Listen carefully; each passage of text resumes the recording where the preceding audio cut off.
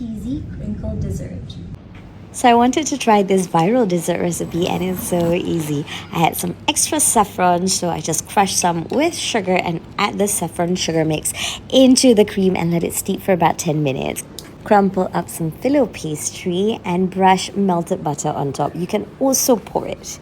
And then sprinkle more of the saffron sugar and bake it in the oven at 200 degrees Celsius for about 10 minutes. Take it out and pour the steeped cream and some condensed milk, and that is all, folks. Put it back in the oven at 200 degrees Celsius and bake it for about 15 to 20 minutes until it's nice and golden.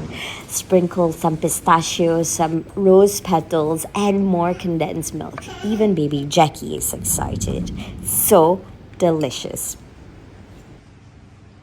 Oh my god, so good. This is a must try.